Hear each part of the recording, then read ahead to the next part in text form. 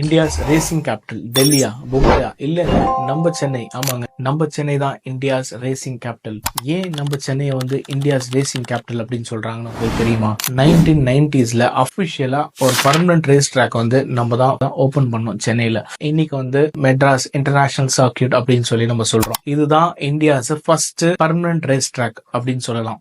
அது மாத்திரம் இல்லைங்க, இந்த மெட்ராஸ் இன்டர்நேஷனல் சர்க்கியூட்ல தான் ரெண்டு பேரும் வந்து ஒரு பெரிய ஒரு வரலாறு வந்து நம்மளுக்கு கொடுத்துருக்காங்க. அந்த ரெண்டு பேரும் பாத்தீங்கன்னா சென்னையில இருந்து தான் வந்திருக்காங்க. நரேன் கார்த்திகேயன் அண்ட் கருண் சந்தோக், இவங்க ரெண்டு பேரும் சென்னை சேர்ந்தவங்க தான். இவங்க ரெண்டு பேரும் மட்டும்தான் இந்தியாஸ் ஃபார்முலா 1 டிரைவர். இந்த சர்க்கியூட்ல வந்து இன்னொரு ஒரு முக்கியமான விஷயங்களும் நடக்கும். என்ன அப்படின்னு பாத்தீங்கன்னா, Audi, Volkswagen, BMW இவங்கெல்லாம் டெஸ்டிங்க்கும் ட்ரைனிங்க்கும் யூஸ் பண்ற ட்ராக் வந்து இதுதான். அதுக்கு முன்னாடி இந்தியன் மோட்டார் ஸ்போர்ட்டுக்கு வந்து அந்த ஒரு முக்கியமான ஒரு பங்கு யாருக்கு இருக்குது அப்படின்னு சொன்னீங்கன்னா, Madras racing club. India motor sport வந்து இவ்வளவு தூரம் வந்ததுக்கு இந்த ரேசிங் கிளப்பும் வந்து ஒரு முக்கியமான ஒரு பங்கு இருக்குது.